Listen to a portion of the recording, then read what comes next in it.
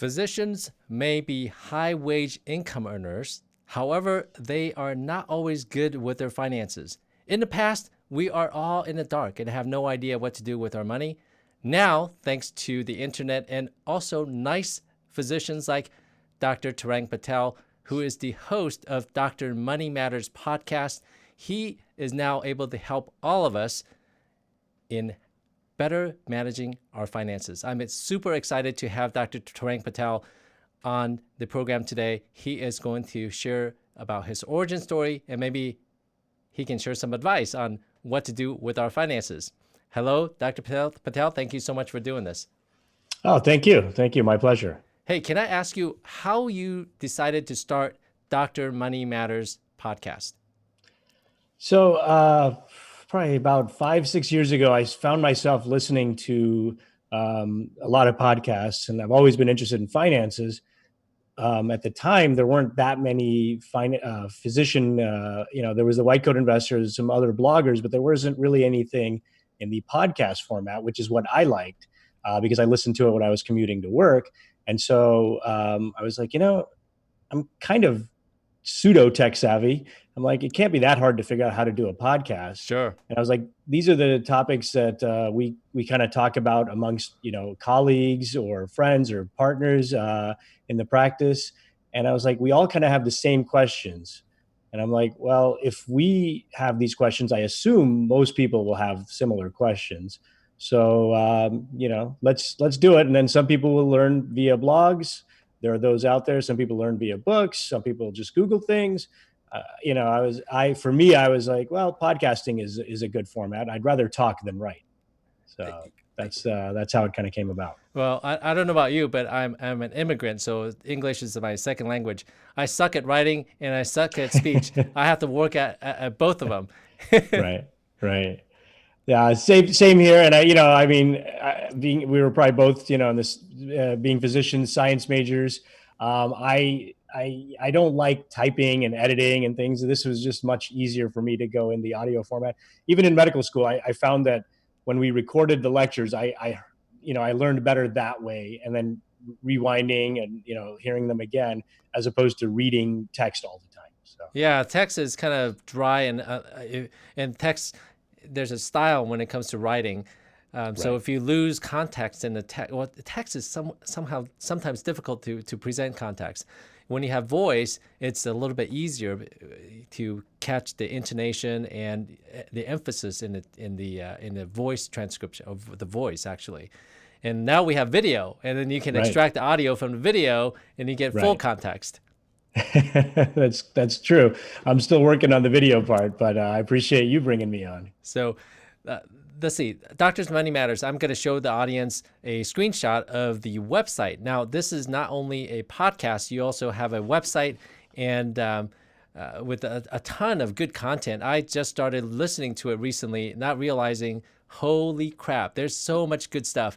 Not just, I think you specialize in talking about finances for physicians, but I think these topics are applicable for any high income earner.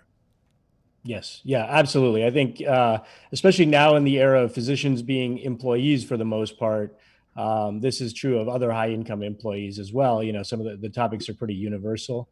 And then some topics are not necessarily financial, but they're physician, job, burnout, things like that. But definitely the financial stuff is pretty universally applicable. Yeah, speaking of burnout, you just had the lady who wrote that article about how physicians, try looking for a physician in 10 years. Yeah.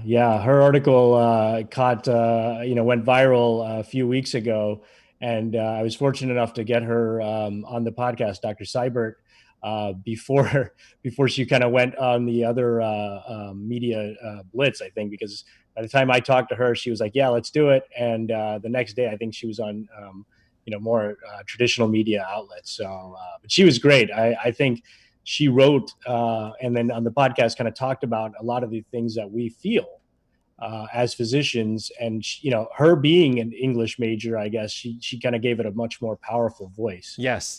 In her article. That was brilliant. And then the podcast before that, you were talking about how to approach crowdfunded real estate investing beyond REITs.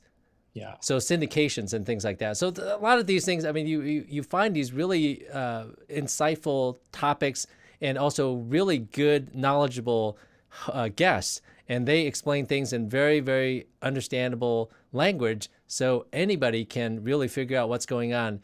And I think it's just been really helpful. Good, good. I'm glad. I figure I'm not the only one who has questions about these things, and I'm not, I'm learning and I'm continuously trying to educate myself.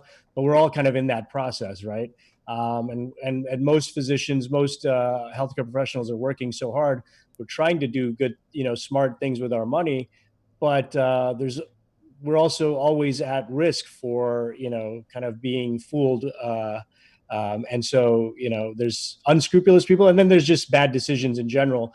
So the better decisions we can make, especially early in our career, the better we'll be in the long run. And a lot of people, mentioning REITs, a lot of people have been talking in the various social media forums about real estate investing. I think, as the market has continued to improve over the last 10 years, the stock market, people are kind of branching out to other avenues, and so they're kind of learning about these things, and I think that's a good thing.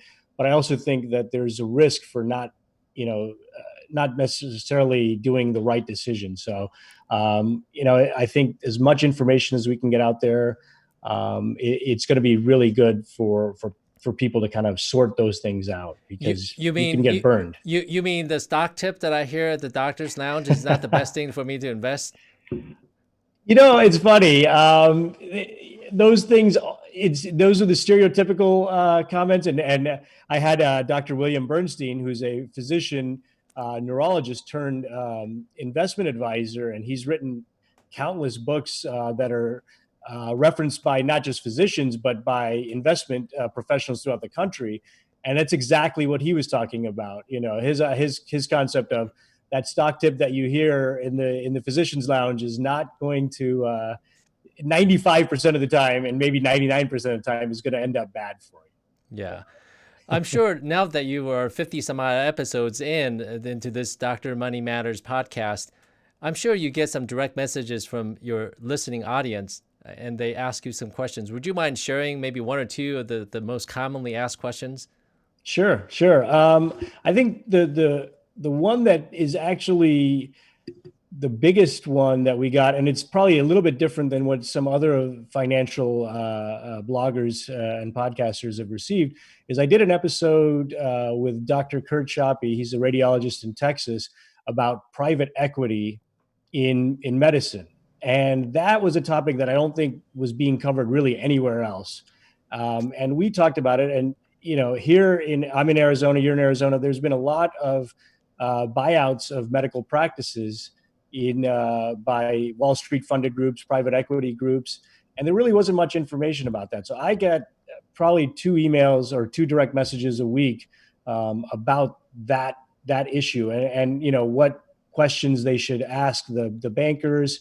What is it a good deal for younger people in the group versus more senior partners in the group? And I think that's the one that it's continuously evolving, and that's the one that I think has potentially effects that we're going to be seeing in medicine now for the next 15 years. Many groups here in town, especially in the anesthesia radiology space, and I think emergency medicine, have already been purchased by private equity groups. And so people just want to know what that means, and what, is it a good thing? Is it a bad thing? And I think that's also dependent on where you are in your career. Yeah, and actually, that's happening. The acquisitions and the PE activity is also happening in urology, believe it or not. Yeah, yeah. And I know. Go ahead. I'm sorry. I was going to say, yeah, it's branching out. Yeah, urology, dermatology, GI. So it's impacting a lot of the procedural heavy fields for sure. And Dr. Shoppe, I mean, that's an awesome 2-part podcast for any physician who's not familiar with private equity and how it works. Dr. Shoppe did a beautiful, awesome treatment of the things, the implications, and the ultimate goal of these private equity groups. So don't mistake, they're not philanthropists. They are Right. out to make money. and Right. physicians become pawns in this scheme, if you will. There are different implications and financial implications and lifestyle implications for the senior partner versus someone who's more junior in the acquisition, in the practice. And also, you got to think about the new physicians who will become the workers in that practice and how it Yes. impacts them. So the goal of these private equity companies is to have an exit event. Basically, they buy, they put in their IP, their intellectual property, make these practices more profitable through leveraging technology, their financial savviness, and then they build up equity or value in these companies, and then the goal is for them to sell that practice to another private equity firm or venture firm. And that sale, that exit event, has implications for the existing physicians in the practice. So that is going to have huge ripple effects. If you don't have things properly set up at the outset, you may be Right. screwed on the exit of the PE, the initial private equity company. Yeah, I think it's there's always details that are extremely important, and generally physicians are not going to be super savvy about that because that's not in our in our wheelhouse. These private equity deals do deals all the time with other businesses, not just medical practices. So they've been doing these kind of deals and exit events like you described in various industries, and that's what they do, and it's going to be favorable to them. So, I understand the senior partners in a practice. It makes sense for them to want to monetize what they've built up and get a nice chunk of money up front and take away some of the risks that are potentially happening in medicine over the next 5 to 10 years. But for younger physicians, and particularly those who are not yet partners, you really have to be careful in these scenarios, because ultimately your labor is going to be where they make the profit. Yep. And so, I encourage most physicians to look at other opportunities. If they're not in the partnership track where they're getting the buyout, it's probably not in your best interest. That's a rule of thumb. Of course, individual circumstances, may differ, but it's a good rule of thumb to just kind of to hang your hat on. So we are streaming this live on Facebook. I want to say hello to Stephanie, Chris, Jeffrey, Karen, Elise, Melissa, and Anthony. If you guys have any questions, please feel free to leave them below. I'm interviewing Dr. Tarang Patel, who is the host of Dr. Money Matters podcast. Lots of awesome information. And one of the things that you talked about was one of the hosts or the guests was about medical disability insurance, which I thought was awesome. I mean, not just talk about when, what type, and also, I mean, I learned so much in that episode that you need to possibly contact a specialized disability attorney at the outset of a disability instead of waiting till later. Yeah, I mean, I think when we come out of when we're in training, we get the typical talk. Usually, it's from someone selling the insurance. Yes. And that's fine. But the key part is, you hope you never have to use disability insurance. But as I think they said on the podcast, there's a good number of people that's probably the most likely of the insurances that you will use, and how you approach that is key. So yeah, the bottom line in that scenario is, again, it's in the disability insurance company's interest to pay out as little of their claims as possible. That's how they make their profit, right? Yes. And so it's unfortunate, but you probably would be better off to talk to the attorney first, because there's processes and things that you need to know how to then claim disability. So I think that was the biggest take home that I learned in that episode was, if yes, you have to purchase the best possible insurance policy and do that early on. And if any residents or medical students or recently graduated attendings, that's the key thing there. But then as you get into practice and the odds increase that you may end up having a disability, before you claim that disability and call the insurance company, you just think, oh, let me call them because that's what I should be doing. That's what I do when I have a issue with my car insurance or something like that. this is a bigger deal, and you have to have a strategy for how you're going to claim it. So yeah, I thought that was a key point there. And I'm sure there's agents around the country, or lawyers around the country that specialize in that field. So I hate to do it. I'm not trying to, advocate lawyers, for all these things, but, it's going to be you against a corporation in that scenario. So make sure you have the best representation Yeah, possible. and the right representation, someone who Absolutely. specializes in medical disability claims. Yeah. Yeah. Absolutely. And you mentioned that residents and attendings, and one of the biggest problems that I see in not just among physicians, but in the United States is the lack of financial literacy.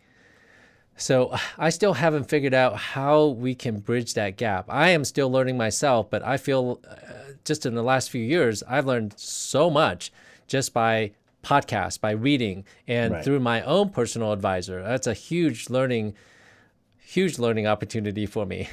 Yeah. Do you have any idea? I mean, how do we bridge that gap? Because You it's a know, big it's problem. it's interesting. I think that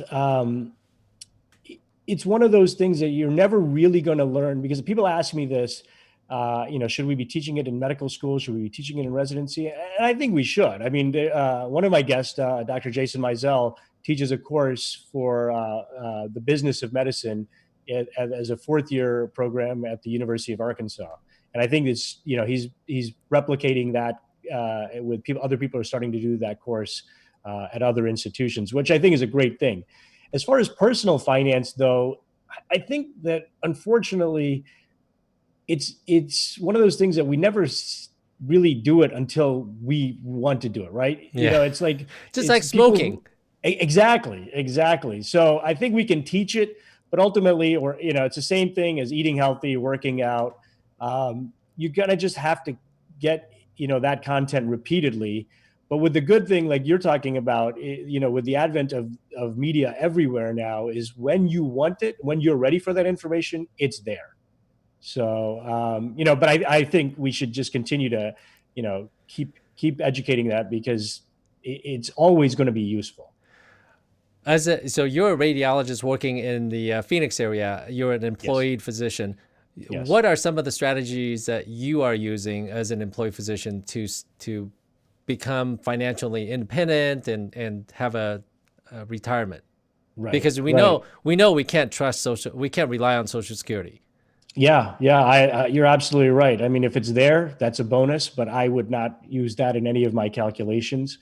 And as a physician, you're not going to gain that much anyway out of your Social Security, and down the line, compared to the income that you're generating currently. So what I do, and unfortunately, as an employee, there's not really that many tax deferred things that you can do. Of course, I maximize my 401k. A lot of people don't even Uh, do that.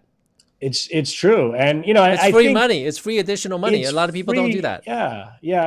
As a physician, not only is it the free money, which of course that's the biggest benefit. It's It pre-tax takes dollars away going. exactly. It's the pre-tax thing, and so I think a lot of people end up doing that because they see the tax benefit.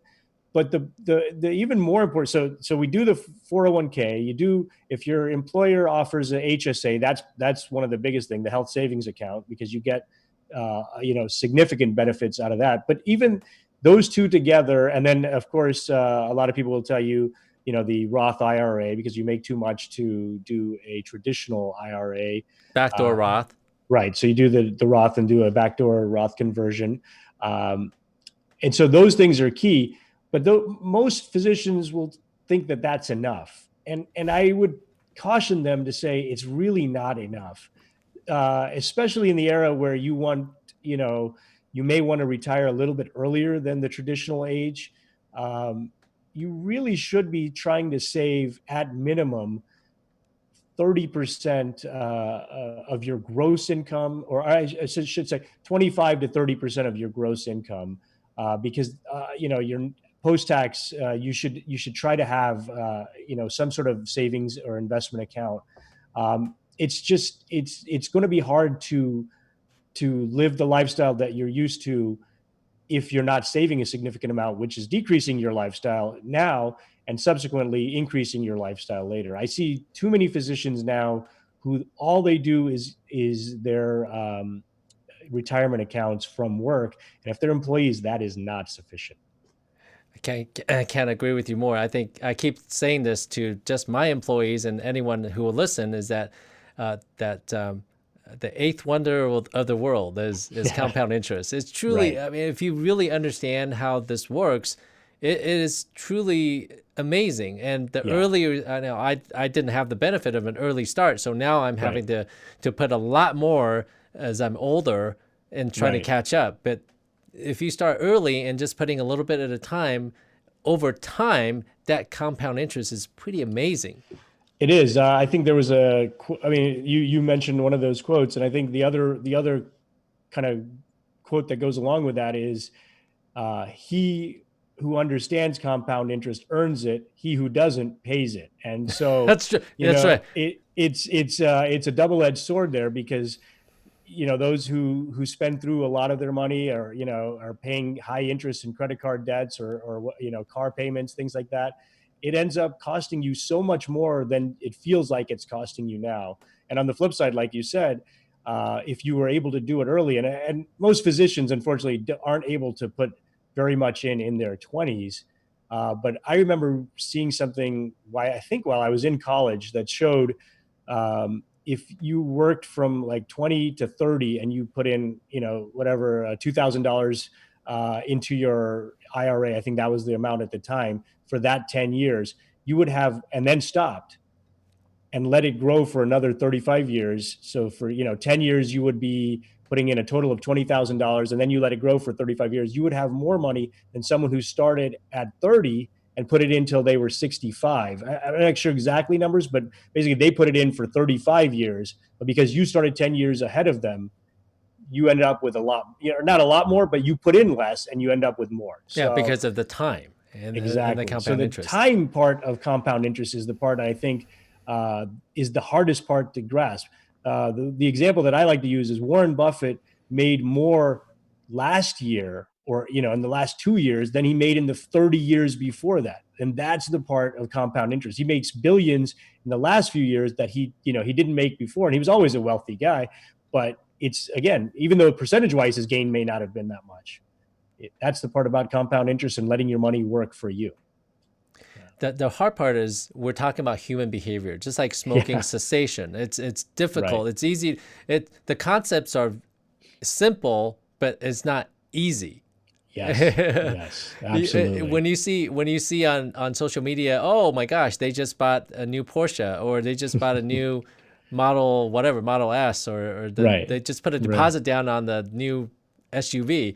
It's Right. hard for some physicians who have delayed gratification for so many years. So once they get out, they become an attending, and Yeah.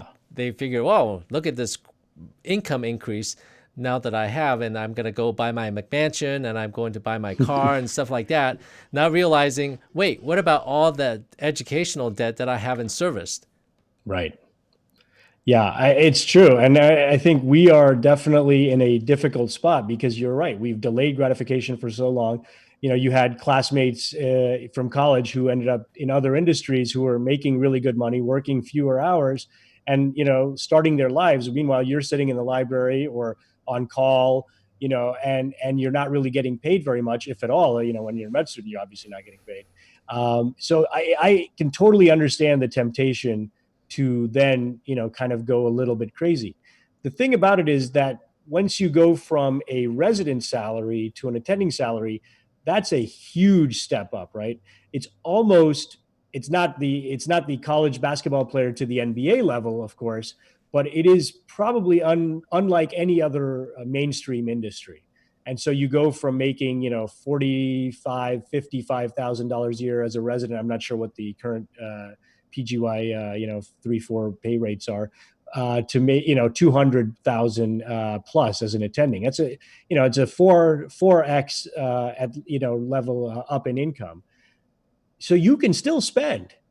No one says that you have to save all the extra amount, but you can still, even if you double your spending from resident level to attending level, but you're making 5 times more or 4 times more, save the balance for 4 to 5 years, you're going to set yourself up in a really good position, for 15 to 20 years down the line.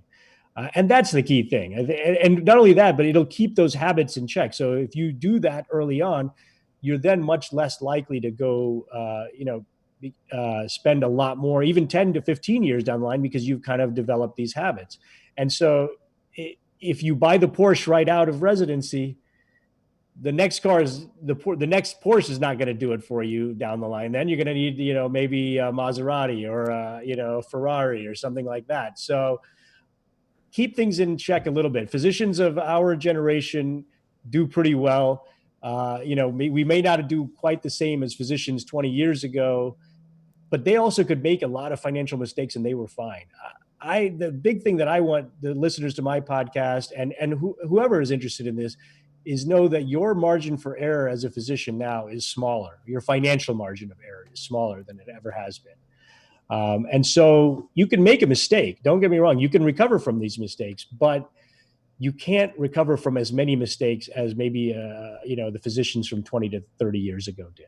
Yeah, I have to agree. And some people have asked me, how did I get to my situation financially? And I usually tell them 2 things. Number one, don't buy stupid shit, because physicians make plenty of money. Yes. It's how we spend our money that's the problem, and how much money we don't keep. That's the problem. And number 2, I think marrying the right woman makes a big difference. I think your spouse, your partner, I think is a very big indicator. The other thing, is physicians tend to hang out with other physicians, right? Everyone kind of hangs out socially with other people, usually work colleagues. And so if they're like that, it can also be difficult, because it's the keep up with the Jones mentality. Yes. I was fortunate when I started working in 2012 at my current, or 2011 at my current facility. The people that I work with, we were all kind of coming in about the same age, and we all were struggling through the same questions, and we were all learning about finances kind of at the same time.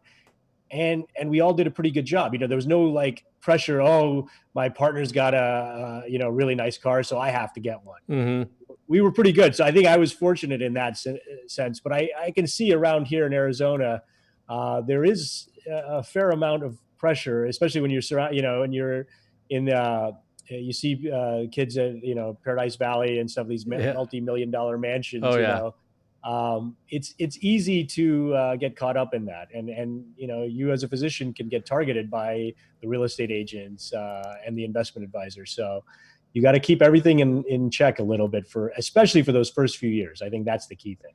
I think one thing influenced me a lot was I really enjoy playing Monopoly. Mm-hmm. So I understand. I like to buy real estate, and so I like to be the landlord, and then you pay me rent as you pass through my square on Monopoly. I'm trying to, it's funny. I was trying to do that with my kids. We play some Monopoly now, but it's interesting now. The new versions of Monopoly, they don't use cash; they use credit cards. Oh no way! So, that's terrible. Yeah, so it's like a little digital thing, and so I think the tactile value of seeing 20s or hundreds or whatever teaches more than just swiping it. So and swiping, I'm not sure they're getting that message yet. Yeah, and swiping it tends to teach you don't want to be in debt. Yes, exactly. I made that mistake when I was younger, in my 20s. Yeah. With the I wonder if the new version of Monopoly is sponsored by credit card companies. Oh, I'm sure it is. I'm sure it is, because that's a huge industry as well. Right. What I keep asking my advisor is that, how do I minimize my taxes? And anyone who is in the physician income bracket knows that we are definitely paying way more than our fair share of taxes. And all these politicians are saying, pay your fair share of taxes. That's such BS. I mean, if people realize how much taxes we pay, they'd be sick. Oh yeah. I mean, it's funny. My first year out and earning a real attendant, when I was in the Air Force, I was working as a radiologist, and obviously in the military, you don't get paid nearly the same as you do out in the private world. And so the jump that I had from the military to private practice was significant. I'm an employee, so it wasn't true private practice, but it was a huge jump. And so the first year that I was out, I did a fellowship in between, but I paid more in taxes that year than I earned as a radiologist in the military. And I was like, whoa. And as an employee, that was the biggest, I couldn't really do much, right? That's I did my correct. 401k and I did, what I could do, but there was not really that much else I can do. So yeah, it was, it was like, it was really eye opening. And so I think that's the scenario where I really advocate for physicians to go into private practice, open their own practices, or join, small practices, because that's where the heart of medicine is still practiced in this country, but it's shifting, right? The new Completely grads are agree. all shifting Yes. to employee models. And I get it, because they're coming out with, just unbearable loan burdens, that it's easier to go to whether it's a corporate practice or a, hospital practice or whatever. It's just easier to go do that. But you're really going to be missing out on some of the significant benefits, not just autonomy, which I think is huge in decreasing burnout, but also just financially, your tax benefits and decision making things are key to long-term sustainable practice. I think part of that burnout among physicians is lack of control. When you come out of residency and you become an Yes. employee, Yes. I say it this way. I don't. So the reason I'm in my own practice, private practice, is that I don't work well being somebody else's bitch. So if you if you are okay when your employer says, jump, and you have to respond how high, I don't work Right. well in that environment. Part of that Right. is knowing who you are. If you're okay being an employee, then that's fine. Or if you need Right. to be an employee to bridge you so that you can have your own practice or go into independent practice, then that's okay too. But everybody's different. You got to do what works well for you.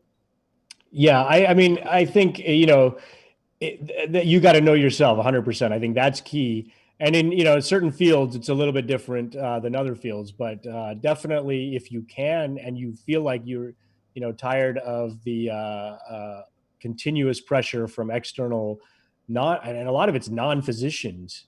Um, I certainly feel like, okay, if a radiologist tells me I'm doing something wrong or I need to move faster or something like that, I can understand that because they've been through it. But if an administrator who has no real medical background, an MBA from an online university, tells me something, I don't really take it that well. And so unfortunately, I mean, I've been fortunate that it hasn't happened where I'm at, so that's been good. But I agree. I think that you got to know yourself. But in certain fields, it's just getting harder and harder to do that. But if you can, the side thing to this corporate practice that's kind of happening now is that new grads are aware of it, and a lot of them, it's happening in radiology. Uh, these corporate jobs, they're not taking these jobs, and so I think there's an opportunity for young grads to now start an entrepreneur practice where maybe 5 years ago they wouldn't have had that because the practices were dominating the landscape. There's a time right now that they may be able to get in and form a practice with physicians of their own age cohort, basically within the last 3 to 4 years, and then they may be able to run that practice for years to come. So I think there's a unique opportunity, but they just have to be willing to take that risk. Well, there's a couple of things. One, I never like monopolies, so I'm always in favor of having physician private ownership, and also I am always supporting local practices that are independent, because you having competition is always good in my opinion. I like the capitalism market economy where merit wins and Yeah. competition drives prices down. In most cases, Yeah. not so much in healthcare, but that's always a good thing. So anyway, I'm going to show our audience some of the episodes on Dr. Money Matters podcast. I mean, there's such good information. What you need to know before getting an MBA, investing in real estate, fixed price surgery, robo-advisors, lifeofamedicalstudent.com, physician recruitment, dark side of doctoring, a whole bunch of good stuff. I encourage anyone interested in finding you. Where can people find you? I know I found you on, I think, what is it, Podcast Republic or something like that. I know I'm you're on, on iTunes. all the traditional podcast outlets like Apple or Google Play, YouTube. I have all the podcasts on YouTube as well. Most of them are audio, but we're starting to do this video thing, which I'm learning from you. So thank you for that. And then you can just Google Dr. Money Matters, and I'm on all the different social media channels like Twitter, Facebook, whatever.